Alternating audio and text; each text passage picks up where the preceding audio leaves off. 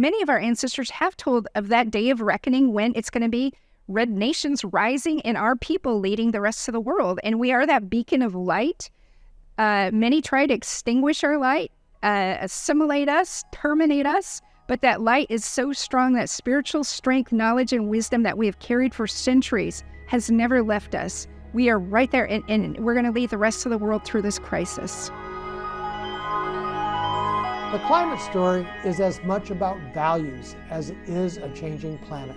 It's easy to see the connection between the Quinault people and their place in this world.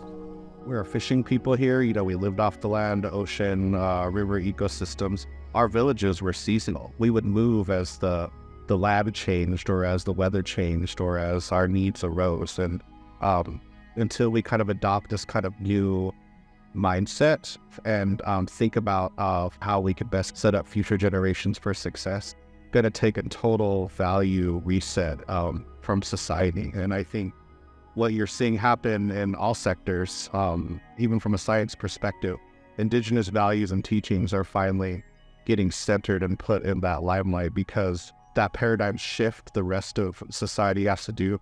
Indigenous and Native people are already doing that. And this common teaching that we're borrowing, this earth and this land, this reality from future generations. We all have a sacred duty to leave the world better than we found it. That's universal.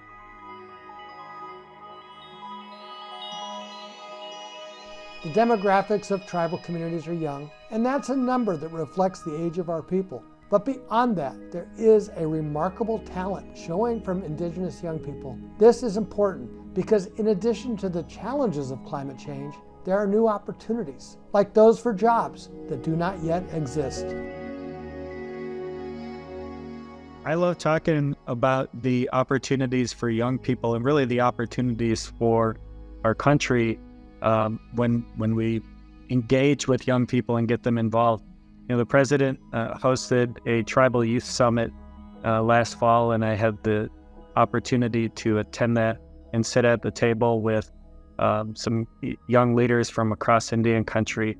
And I was really impressed. And in fact, I told one of the groups I was talking with that if I were put in a position of competing with them for jobs and opportunities out of college, I never would have measured up, because a lot of young people from across Indian country, they are pushing doors open that Indian people haven't had open for a long time, and they're so talented, and they're not accepting the status quo or the old way of doing things. And that's the other thing that makes me really hopeful. I'm just really impressed by the talent that's out there across Indian country in terms of young people, and excited to see what it's going to do for all of us.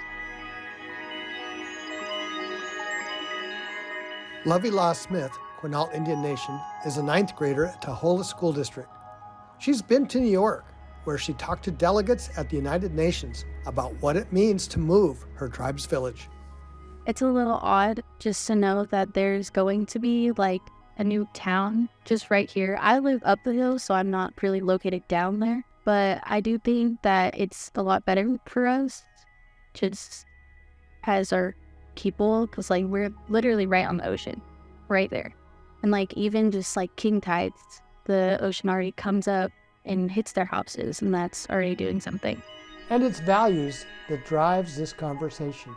Any climate policy initiative will fail or be fundamentally flawed without Native people at the table in a meaningful way. This whole transition to, a green energy framework or a green energy grid, for us, some in Indian country have started calling it green colonialism, because these projects, which sound good, big hydrogen hubs or offshore wind, they have significant impacts to the environment, and just the scale, the footprint, the impacts to water, to air, all of that. There's a cost, and a lot of times it's right on top of a sacred site, or it's right on top of a very significant area of cultural interest, or will significantly impact a Native way of life. Unless we are at the table to give that perspective and be able to have decision-making authority, these projects are always going to be flawed.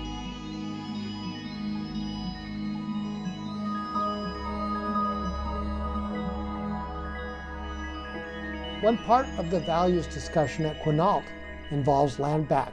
This year, the Washington legislature appropriated $25 million so that the Quinault Nation could preserve old-growth forest land. That land will be used as a carbon sink, an offset reducing the region's overall greenhouse gas emissions. Not to mention protecting an inherent value, land, so important to Quinault. Our identity and existence is indivisible from the land and territory that we steward. And the blueback being the center to that, they're a keystone species. So many other species, plant life, ecosystems would collapse if that species was allowed to be wiped off the face of the earth. And we don't see a future of our nation if that stock and that salmon species isn't protected and thriving.